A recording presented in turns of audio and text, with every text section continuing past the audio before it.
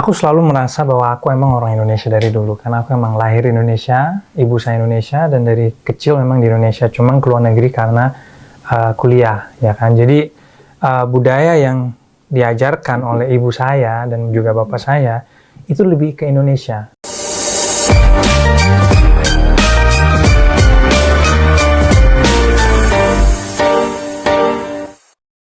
Pak Dir, sebenarnya secara hukum untuk bisa jadi warga negara Indonesia itu harus apa sih? Harus punya apa sih? Paspor, KTP, atau tadi yang dites bahasa tuh ada juga ya? Ada. Kalau yang bukan jalur kayak Vincent ya? Iya, kalau jalur pasal 9, 8 strip 9 ya, nah itu memang ada namanya, kita membentuk tim TP4 yang terdiri dari Kementerian Kepolisian ada, Dukcapil ada, Pajak ada, kemudian Imigrasi ada, dan kami dari Kementerian. Di situ salah satu yang diuji terhadap orang yang akan menjadi WNI adalah bahasa. Nah, dan ketika itu dia sudah menjadi warga negara Indonesia, sumpah itu kan harus pakai bahasa Indonesia. Oh ya benar. Dan ketika nanti sumpah tidak bisa berbahasa Indonesia, itu kan nanti TP4 kena juga. Kok ini bisa diloloskan seperti itu? Kemudian dia juga wajib bisa menyanyi bahasa Indonesia. Kalau Pak Vincent kan saya sudah yakin. Ya. Menyanyi bahasa Indonesia itu maksudnya lagu Indonesia Raya? Indonesia Raya, Indonesia Raya. Indonesia Raya, iya. Jadi dia itu wajib bisa gitu. Nah, ini bisa nyanyi nggak lagu Indonesia Raya? Bisa, pasti. Indonesia tanah airku, tanah tumpah darahku. Di sanalah aku berdiri, jadi pandu ibuku, ya gitu. Jadi tadi Vincent tuh cerita submit dokumennya itu online, bener ya? Online, ya betul. Betul. Pak Dir ya, berarti semua sekarang udah serba digital, jadi dimanapun semua sudah bisa submit digital, ya Pak? ya. Kebetulan dengan transformasi digital yang merupakan program Pak Menteri, ini seluruh layanan akan di bulan Agustus itu akan 100% digital. Agustus 2025 ini? Iya. Oke. Pak, kebetulan kalau di kami di Kewarganegaraan di Direktorat Ketatanegaraan ini kan ada 18 layanan kewarganegaraan dan partai politik. Itu semua dilaksanakan melalui sistem. Cuma tadi seperti yang saya sampaikan bahwa Undang-Undang 12 2006 ini itu adalah salah satunya ada azas kebenaran substantif. Walaupun Pak Vincent sudah mengupload, ya wajib untuk mengirimkan dokumennya agar kita memastikan bahwa dokumen yang diupload adalah dokumen yang benar, lengkap dan benar baik. Ya. Berarti selain disubmit online, nanti berarti ada verifikasi faktual. Ada verifikasi faktual. Berkas fisiknya. Iya, untuk memastikan bahwa benar-benar dokumen yang diupload adalah sesuai dengan dokumen yang dikirimkan. Nah, ini juga memang dalam memeriksa benar-benar harus teliti gitu.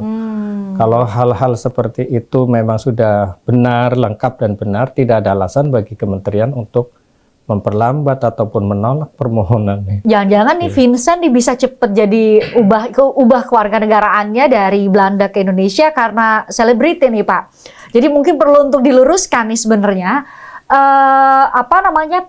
durasi atau lama untuk mengurus perubahan kewarganegaraan lewat jalur pasal 19 perkawinan seperti Jas sama Vincent itu sebenarnya berapa lama sih Pak? Ya, untuk ketentuan yang berlaku itu ada 45 hari. Ya, 45 hari kayaknya di sini kan dihitung dari 45 hari waktu kerja. Hari kerja ya. Iya. Okay. Iya. Jadi tapi itu kan maksimal ya. Jadi bisa minimal artinya ketika permohonan itu submitnya sudah benar, kemudian verifikasi faktual sudah benar, kurang dari 45 hari pun sudah bisa diterbitkan oleh. Tadi Vincent berapa?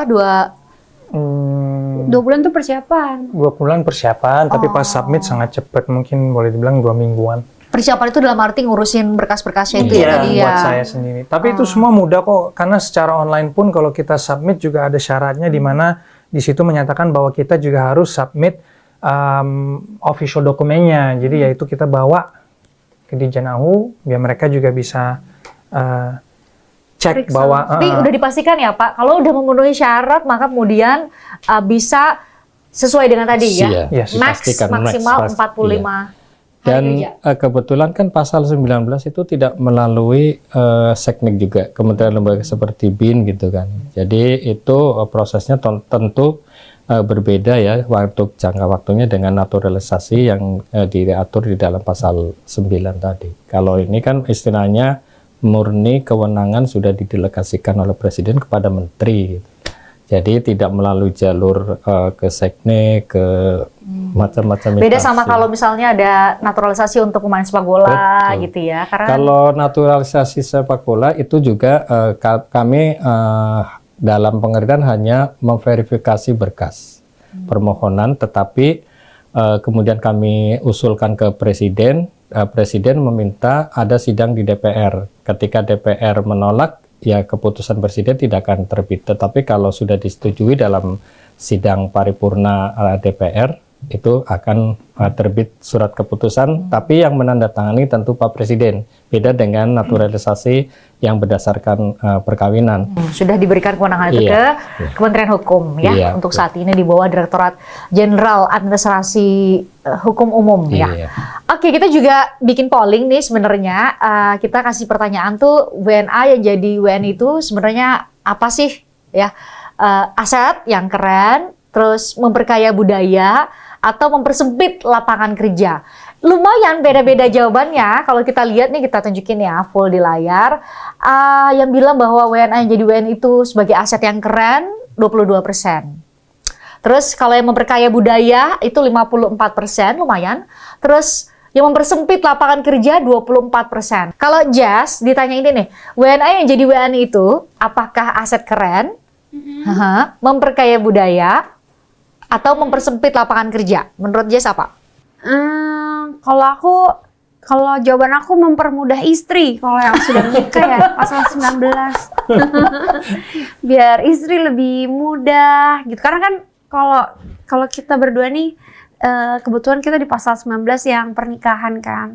Kalau buat aku tuh menikah dengan WNI pastinya lebih mudah, lebih nyaman lah aku sebagai WNI memiliki suami WNI gitu. Tapi kalau lewat polling ini mungkin jawabannya memperkaya budaya ya. Kenapa? Polling terbanyak tuh. Soalnya di mana sekarang kan dunia itu kan semakin terbuka. Kita harus open minded. Di mana kita bisa belajar hal yang baik dari negara lain, kebudayaan lain itu yang bisa kita terapkan. Pastinya memperkaya ilmu kita, memperkaya wawasan kita juga gitu. Nah, termasuk kalau soal budaya ada ini di rumah ada ini sendiri, ada tradisi sendiri. Sekarang di keluarga bersama dengan 3. Sebenarnya sih dari dulu tuh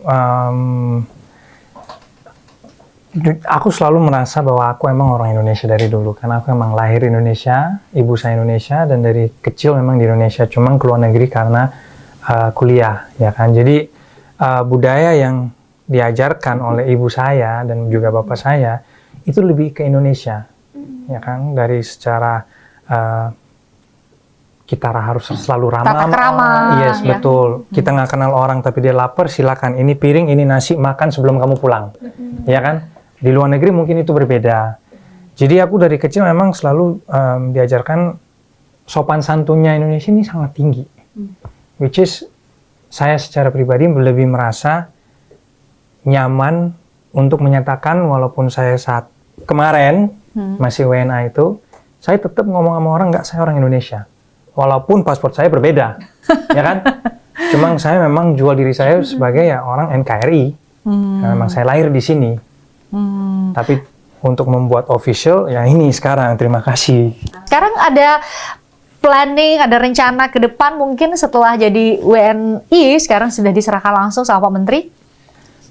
Ada sih, karena kan lapangan kerja saya jadi luas, dan juga saya bisa sekarang mapping lah buat anak-anak, buat masa depannya mereka. Sekarang saatnya aku bisa dengan luas kekeluasan yang udah diberikan sama Pak Menteri dan juga Indonesia, saya bisa membuat, boleh dibilang, jaminan masa depan anak saya lah, which is menurut saya sangat penting sebagai kepala rumah tangga, di mana saya juga bisa membuat sesuatu, boleh dibilang perusahaan atau bisnis atau apa yang memang pada ujungnya akan ke anak juga. Nah, dengan ditetapkannya sebagai warga Indonesia, nanti Pak Vincent itu sudah bisa mengurus KTP inline kan. Kan biasanya kalau begitu ada penetapan sebagai WNI langsung mengurus KTP, kemudian paspor Indonesia, sehingga dia tidak lagi dikejar-kejar dengan masalah izin tinggal dan keterlambatan. Ya kalau sekarang Pak Vincent itu untuk mendirikan PT bukan lagi PMA ya Pak. Ya. Jadi sudah menjadi PT Indonesia satu. Selain itu buat kerja sih penting juga sih Bu. Soalnya kan kalau kerja kan harus di perusahaannya memang bersedia untuk mengeluarkan atau mengajukan yang namanya dulu namanya IMTA kalau nggak salah. Sekarang kan TKA, tenaga kerja asing. Betul. Nah, nggak semua perusahaan juga berkenan untuk mengeluarkan sponsorship itu karena kan automatically perusahaan tersebut yang merekrut saya sebagai pegawainya full yang harus bertanggung jawab atas keberadaan saya di Indonesia. Nah, nggak semua perusahaan mau. Tapi terbatas ya berarti ya. Jadi ada yang mau, ada yang nggak mau. Nah, dengan status saya sekarang menjadi warga negara Indonesia, saya udah nggak butuh lagi. Saya cuma bisa datang, mengajukan KTP sama paspor, saya bisa bekerja juga Bu, kayak gitu. Jadi ini permudahkan saya juga untuk menghasilkan uang buat perekonomian keluarga dong. Betul. Ya minimal berarti masa depan jauh lebih lebih cerah ya. Berdasarkan experience dari Vincent sendiri tuh apa ya mungkin bisa sampaikan kepada mereka, mungkin tips atau hal apa mungkin yang bisa harus jujur, ikutin pengaturan dan pasal-pasal yang berlaku di Indonesia. Sebenarnya sih relatif mudah. Yang penting syaratnya sudah dipenuhi. Itu saja sebenarnya. Karena benar sih ya Pak Dir ya. Karena nggak mungkin kan negara Indonesia menerima sembarang orang, bahasa awamnya sembarang orang untuk menjadi warga negaranya. Makanya dites dulu ini orang punya kesehatan jiwa, ya kan, kesehatan fisik. Terus baik nggak, punya track record jahat atau pernah melakukan kejahatan atau enggak, dan lain-lain.